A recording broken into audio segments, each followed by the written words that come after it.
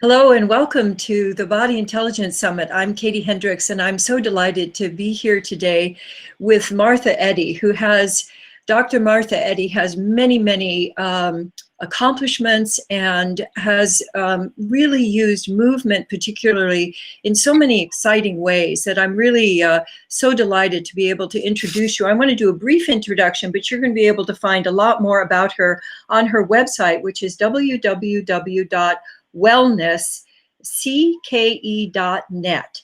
And Martha Eddy, some of the things I wanted to highlight about Martha is that she's developed her own dynamic embodiment somatic movement therapy training. She has implemented peaceful play programs for recess engagement in New York City.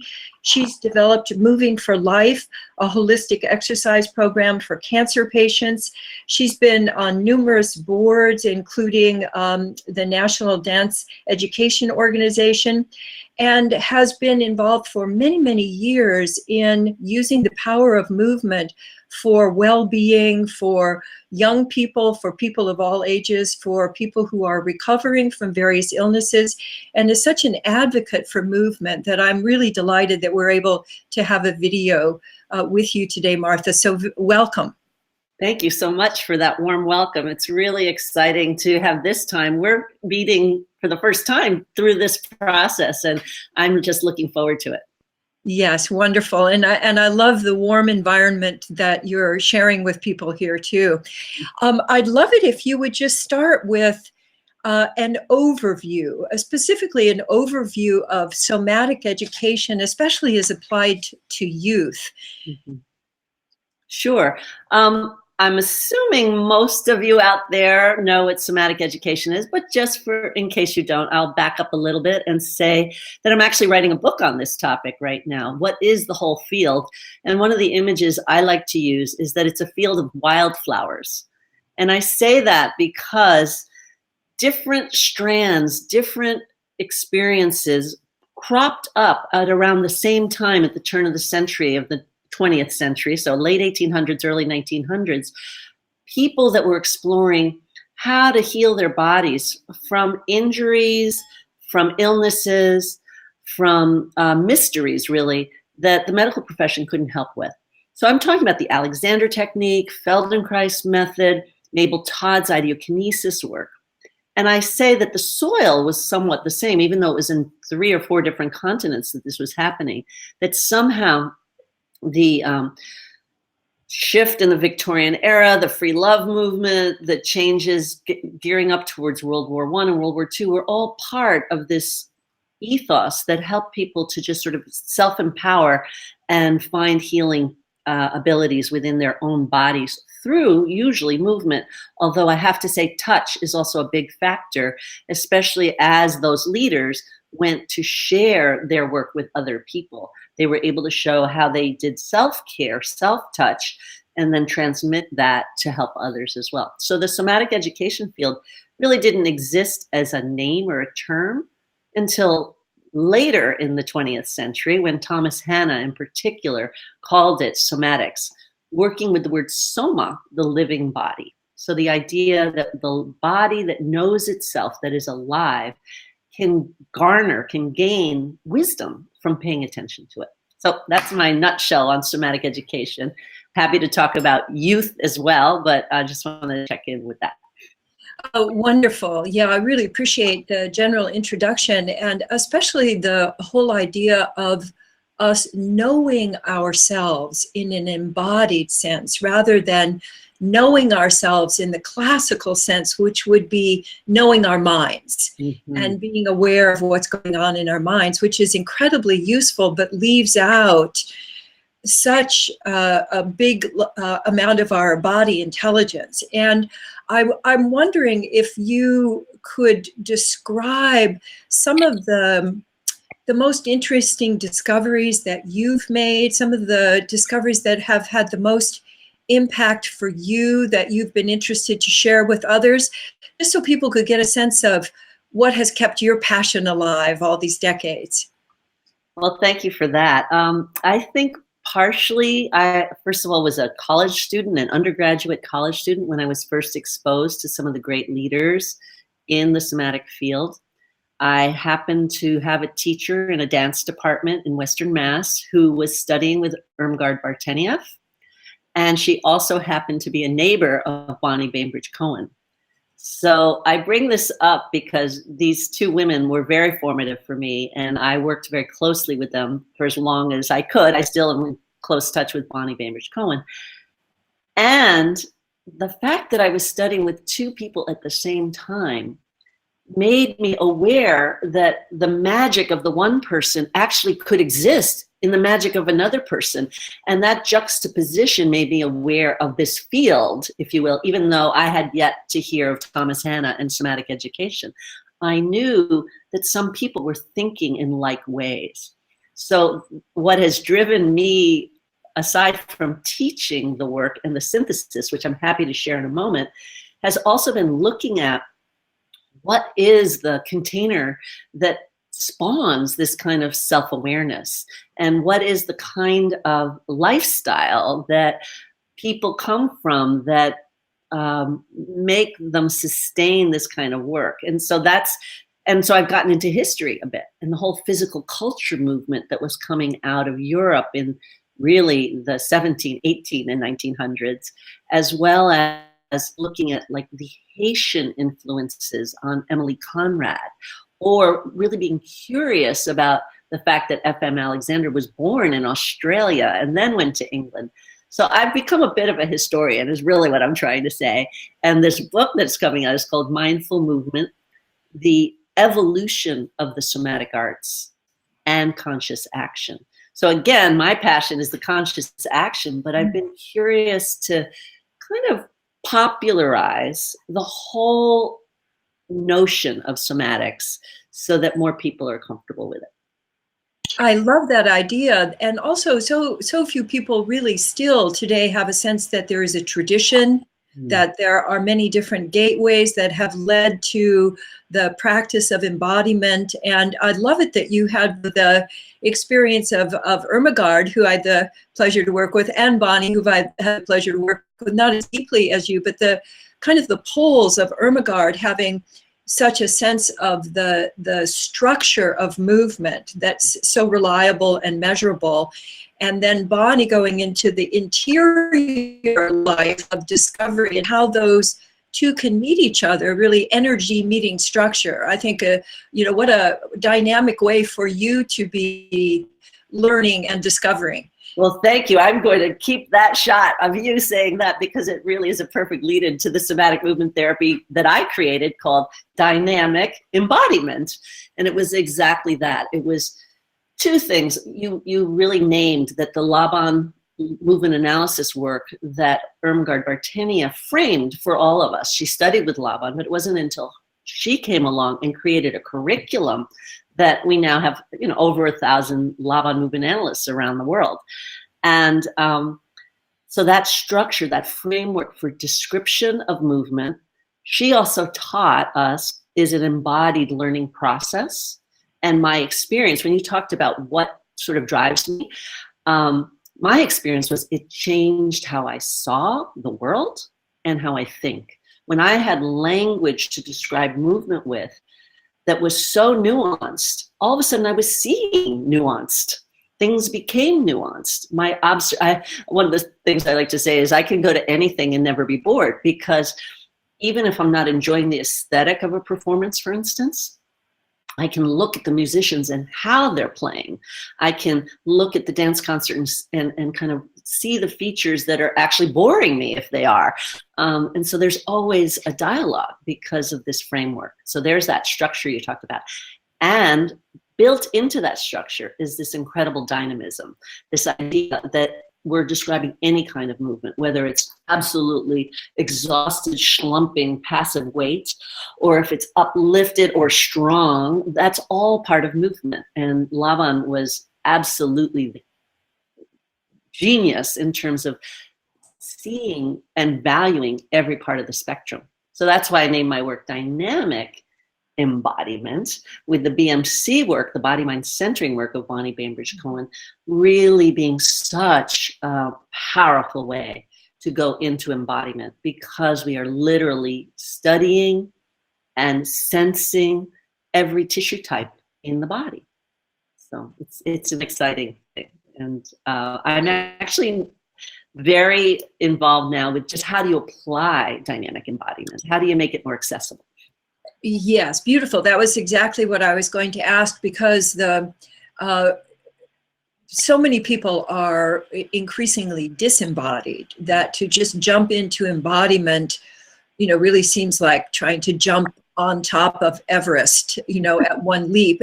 And how to, I wonder if you could just, even as we're getting into this, mention a few gateways for people. If they wanted to start experiencing their own dynamic embodiment now, how might they begin to do that, even while they're listening to us? Thank you. I'm very aware we just had a blizzard here in New York, and it's actually dissipating very quickly, and it's been handled quite well.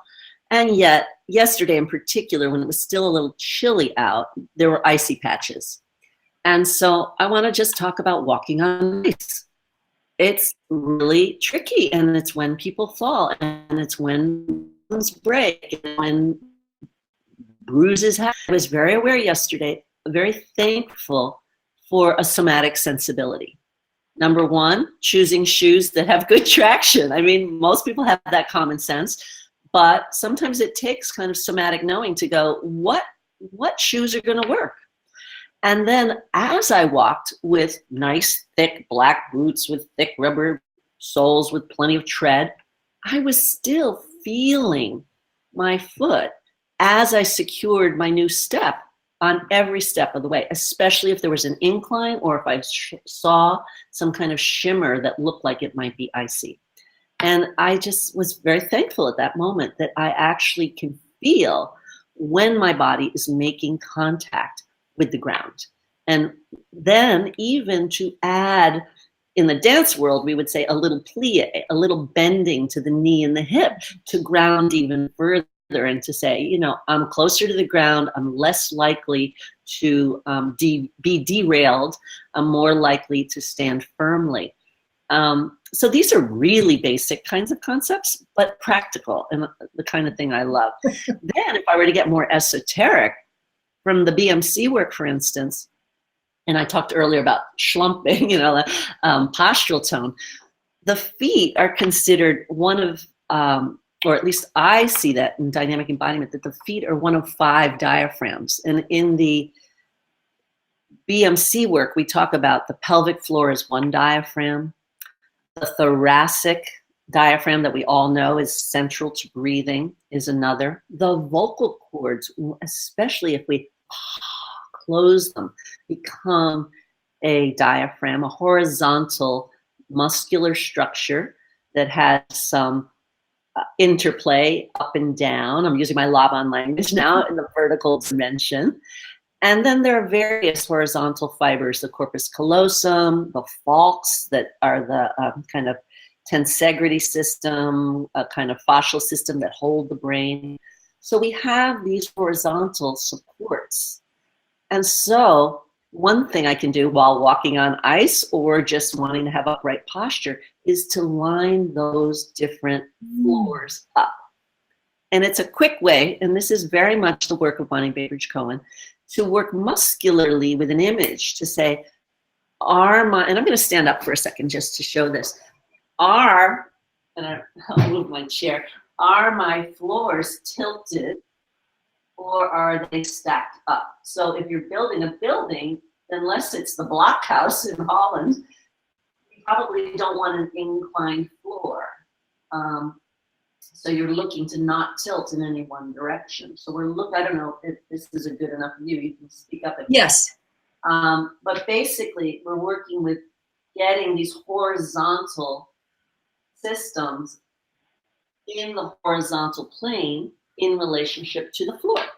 And in so doing, you don't have to think about a lot of other things. So that's a second example, working with the horizontality of the internal structures. Often we work with lining up the spine, but that can become rigidifying sometimes. So working with these diaphragms are almost like little trampolines inside your body. They've got this vitality and life and dynamism. So it doesn't feel as building block static as an image, although I certainly like to think about my vertebra meeting each other as well. So using different images is helpful, and not just thinking about them, but actually sometimes closing our eyes and taking the time to scan and find sensation in each of those areas is what then helps to sensitize to their support. Yeah, so sensation, it sounds like, rather than, for example, thought or even observing, because observing would have a kind of a outside-in orientation, whereas when I was noticing you stacking, what I was getting a sense of is so much more ease in action, so that you're not working against yourself or experiencing a push-pull, a start-stop, that you can actually take your whole self in chosen directions with more and more ease. And that's a great benefit. It truly is. And your use of the word ease reminds me of one of the most kind of simple ways that I began to share somatic education ideas with the general public. I was at the Laban Institute. This was a good, and I'm doing the math, 24 years, maybe 34 years ago, 1982. You do the math, I don't know. And it was a class I called Easing Physical Stress. And it was just a way to invite people to come in. Often I find it is physical discomfort that is a motivator for this kind of learning. It's like, I want to get out of pain, and I've tried lots of things and it's not working. Of course, we have a culture where many, many people do find that medication is helpful. And my concern there is that sometimes the medication is also numbing our sensation, so we're getting less information. I'm jumping a little bit, but my clientele that have, for instance, cancer, or that have been treated for cancer, because of the chemotherapy or radiation, may be experiencing something called peripheral neuropathy, which is where you actually lose sensation through the peripheral nerves, and often in the hands and feet. So in that case, not having sensation is a motivator to get back and learn. And sometimes it's because of the medication that this has happened. So once they're off the medication, there's a healing cycle that says, okay, we've got to let some of the toxins leave, and I feel reintroduce sensation. Because if you get kind of accustomed to numbness, you can just sort of live with that. You can just be used to it.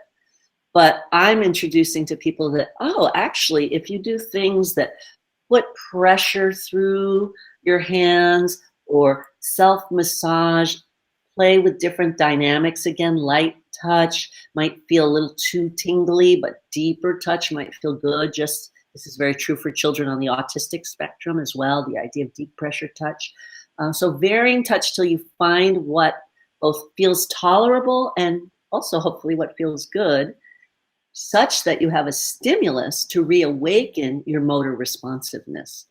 And so Easing Physical Stress as a workshop would have little games where we just kind of play with movement, teach some anatomy, and then usually some even improvisation together. So people can, what I call, transfer the knowledge. Typical, my doctorate's in education, movement science and education. So the idea of transfer of knowledge is also very important to me. It's one thing to teach something, it's another thing for the student to use it and feel comfortable with it.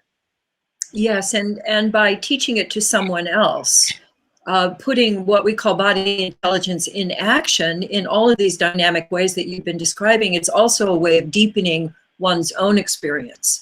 In the idea of, how can I communicate this to you in a way that you could actually use it? There seems to be so much richness and aliveness in your work, and I also am getting a sense of I wanted to have you speak to the ways that you have applied this in the social spheres, as well as the medical spheres. And I'd love to have you speak some about the anti-bullying, the violence prevention aspect of the movement research and education that you've been developing. Terrific, thank you. So that takes me back a bit. I grew up in East Harlem, so El Barrio, and even though I wasn't aware of it till many years later, I think I was very sensitized to just the existence of violence in our world in terms of actual killing, fighting, bullets, knives, in a way that maybe a lot of young white women weren't if they weren't living in poverty. So I'm just connecting the dots years later, but I was just drawn to study with a woman that I respect so much, and her name is Linda Lantieri. Linda has worked closely with Dan Goleman, and she has taken and helped develop CASTLE, which is the Collaborative on Social Emotional Learning, taken this work deeply into public school systems. And I have been part of her team for a long time as the movement person. I, however, felt like, you know what, I've got a break in my life. This was in about 1990. Let me go ahead and learn what she's doing in the public school system. And again, there was no rationale. It was completely off base with all this somatic education work I was doing, practice with private clients, and teaching dance.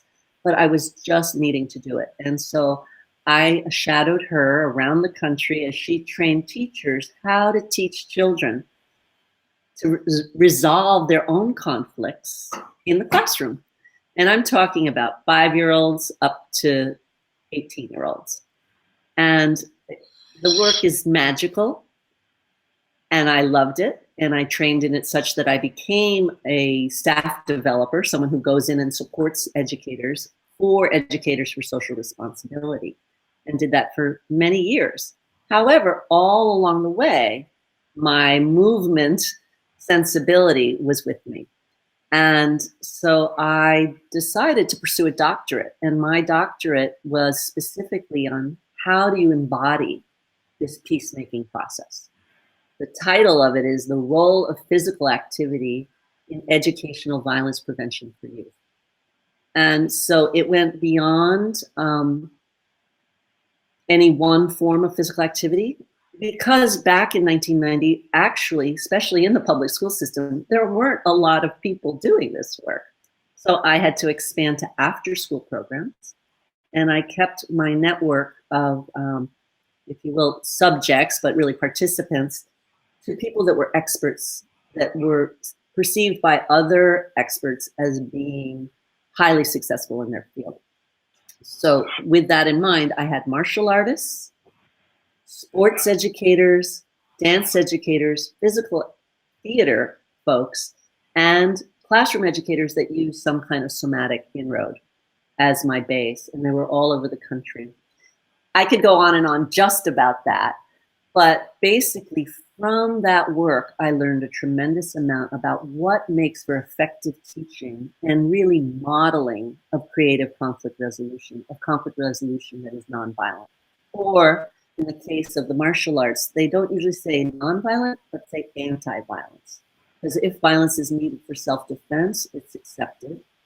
Although the first defense is usually to run, which is also an important movement.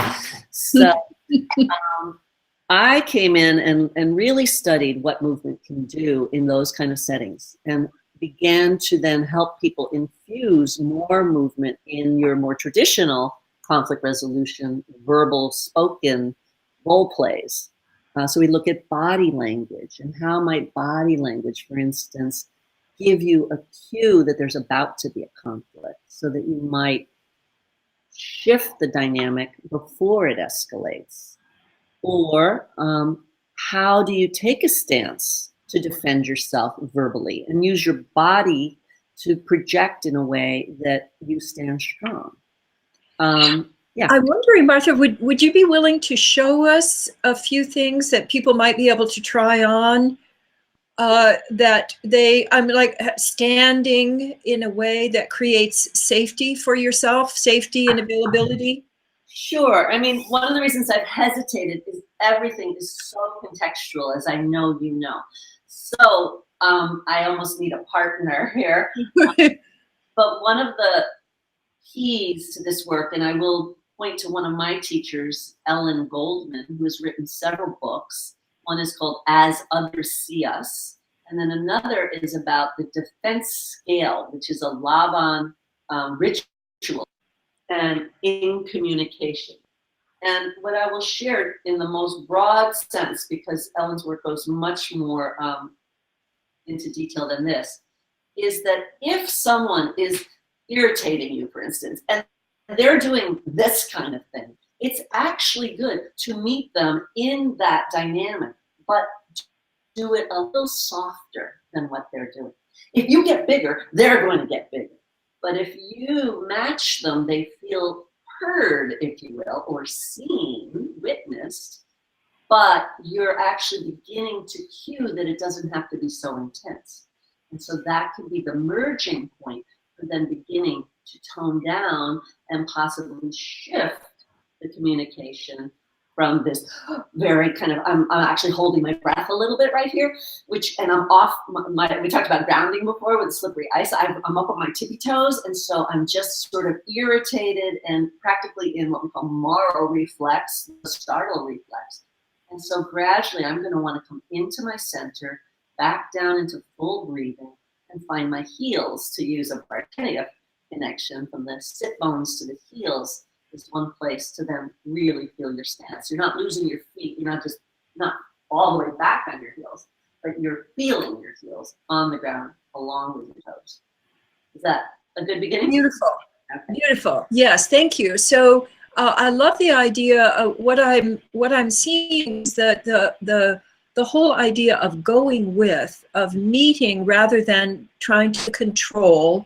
Mm-hmm. And then through the meeting, it's almost an Aikido principle of blending. Yes. And then can de-escalate. And I love the whole idea also of coming back into your body as a dynamic, mm-hmm. of being with yourself while you're being with another, which is often one of the big problems in conflict, is that I either get totally absorbed over into you, or I get way back in my own cave, and there's no real contact where a different kind of solution could emerge.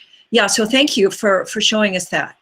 It's my pleasure. And it relates so clearly, the way you've spoken, to some of the mirrored somatic principles that exist in Laban movement analysis and in body-mind centering. So as you can imagine, since my work has been merging those two systems in dynamic embodiment, the principles that are shared become very tantamount, central to our work. So the one I want to mention is the balance, and to use parlance of body-mind centering, we say one of our goals is a balance of inner and outer focus.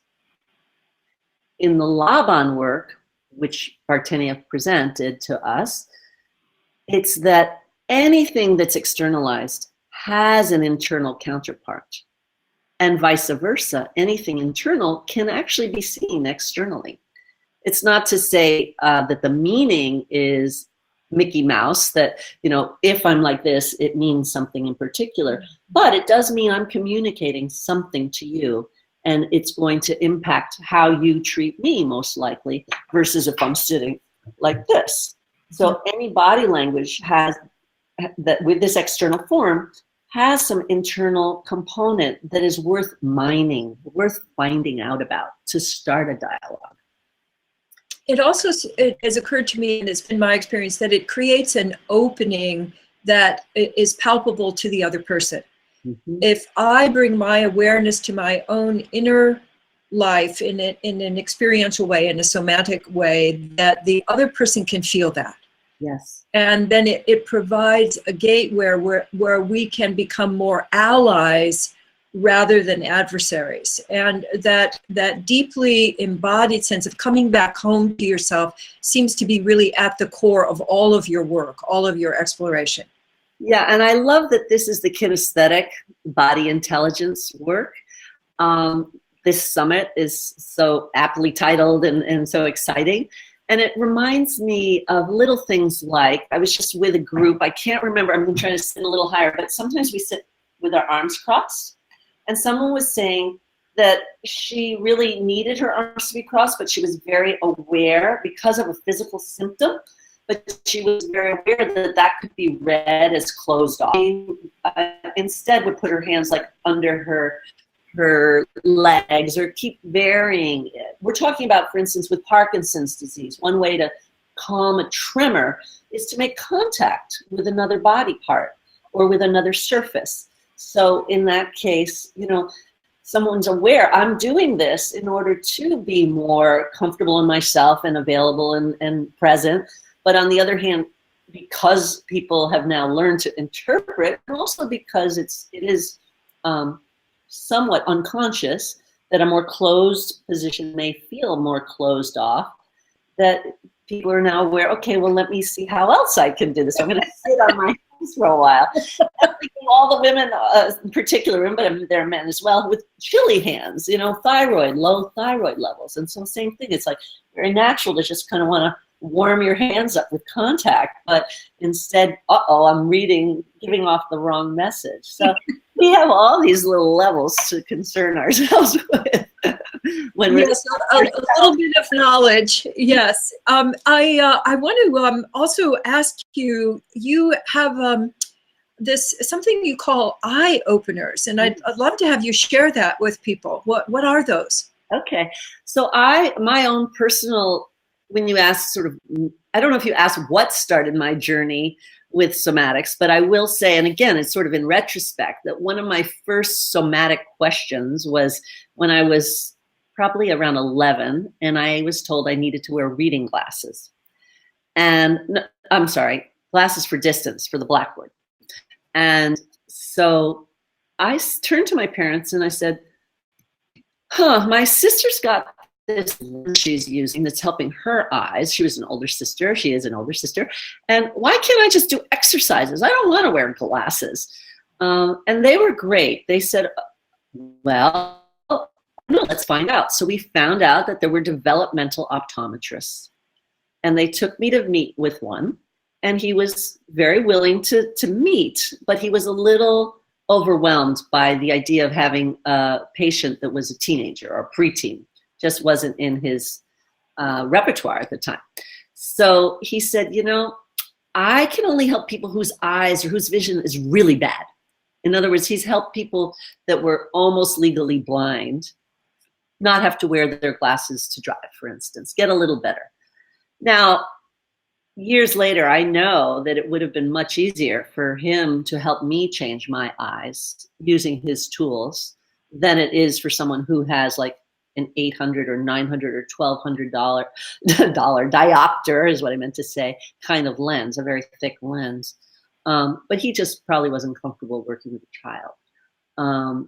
So as life would have it, as a teenager, then in college, I was introduced to eye classes, which is a kind of what was it called? Ariga? I'm forgetting it. This kind of coming out of the self-improvement movement, some different kinds of exercises, but then using also the Bates method. I don't know if you've heard of it, but Dr. Bates did simple things like palming. And so I learned a lot more about how palming works and how it's helpful to just give the eyes a break. Then he also had sunning exercises, being in front of a light or the actual sun, closing your eyes and bringing light stimulus into the retina. And other kinds of swinging to loosen up the spine. So there was movement in it already, which I loved. And I did 1 weekend of that and had clear vision and was like, oh, this is amazing. But I also lost it pretty quickly. And that made me realize I had habituated to not seeing. And I learned pretty much within that year, I was probably 18, 19, that I was shy, that there was a reason I had a smaller world, that I didn't want to see that far away. And oddly enough, I think as a performer, that was partly true. It's like I'd be out on a stage. I was already dancing ages 8, 9, 10, 11, but I was shy about it. So I think I brought in my visual world. So they were blurry out there and I could just have my dancing experience.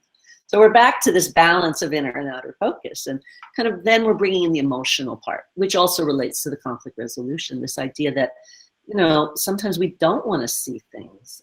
They're too much to see. Sometimes we choose to dampen our perception. It's not always a drug that causes, like I was talking about, taking medications causing dampening of sensation in the hands and feet. Well, in this case, it could be more of a psychosocial reason. I'm not ready to see clearly and to be present. So in that sense, I was really digging into my own psychophysical personal experiences and chose the realm of vision to be where I applied my Laban thinking for my certification project. And likewise, I did vision work as my certification project to become a certified teacher of body-mind centering. And so I really investigated now the movement of the eyes as coordinated with the body, as you can imagine the Laban work would allow. I looked at the Bates method and enhanced it. So where we might do figure eights in the vertical plane, I said, well, why not do them in the sagittal plane? Why not do them along the diagonals? Laban's work is very spatially clear. Why not work a little bit more with rotation, with the horizontal plane? So that kind of work. And then with the embodied work of body-mind centering, I learned more about the tissues of the eye. And I just did a summit talk for the Somatics Summit where I took people through the layers of muscle, bone, fat, fluid within the eye. And then the crystal semi-flatness of the eye. How do you embody these different parts to allow yourself to find the readiness to see to the degree that you want to or are able to. Lovely. Yes, lovely. Thank you. And over again, I'm hearing the bringing really of your consciousness, what I think your mindful movement, that you're bringing consciousness to your movement and to the movement dynamic as a dynamic rather than as a thing. And what I'm hearing from all of your explorations is that you experience the somatic world, and that all of us can, as a place of discovery, of a place of continuous expansion, and that expansion can also be lifelong, that it doesn't peak and then it's over, which is part of been the focus of our work recently. I'm wondering if, as we're coming to the end of our time, is there something that you would like to describe or like to show people that they could put into practice that would give them an enhanced sense of well-being or more embodiment as they're going on into their daily lives? Yes, I think since we've been talking about the vision work, I'd like to share maybe a slightly more sophisticated exercise that would tie together some of what we've been talking about with the lower body, if you will, the diaphragms, and also the eyes. Beautiful. And so it'll stand apart from the eye openers work, which I'd love to just share is available as a DVD. And what's wonderful about this little one is that it's with 6- and 7-year-olds. So it's part of that social work of taking this work into the schools with public school teachers, helping them to have little breaks that they can do with the kids. So there, and we can do this, I'll sort of fast talk us through 3 little exercises that I do with the children, and then do a deeper one that's more adult in its version.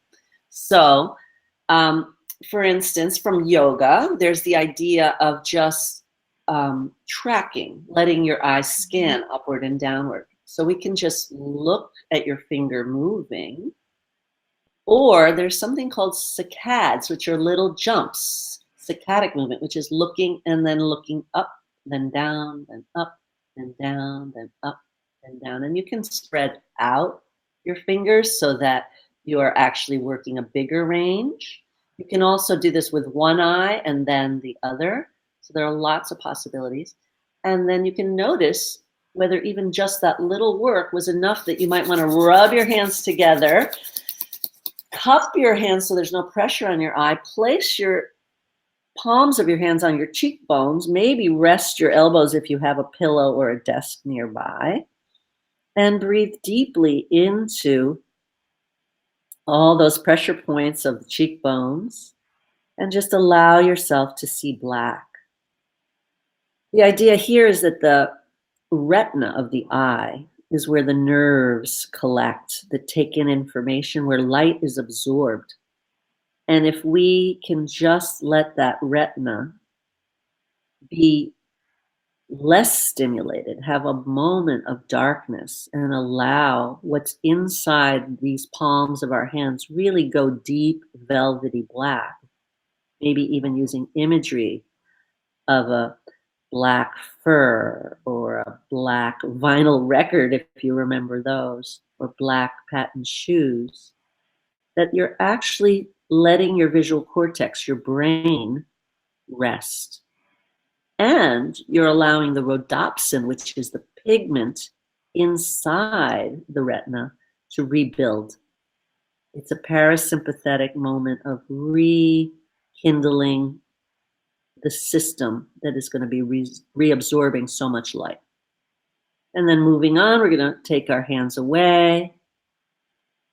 And as you can imagine, as you open your eyes, we could do the same thing side to side or on a diagonal. You could do smooth movements tracking or these saccadic movements, lots of possibilities, and all possible to do with the 6 and 7-year-olds on the Eye Openers DVD. But then let's just take one more moment, either with the palming or not. You can keep your eyes even open if you like, but just have this idea that the eyes are designed to rest back in the eye socket, the bony orbit, and that there's a fatty pad that supports them.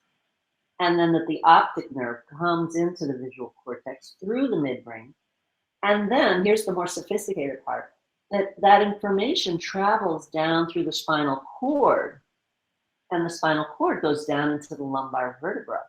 And then there are spinal nerves that are fanning out called the cauda equina, the horse's tail, coming down and through the pelvis.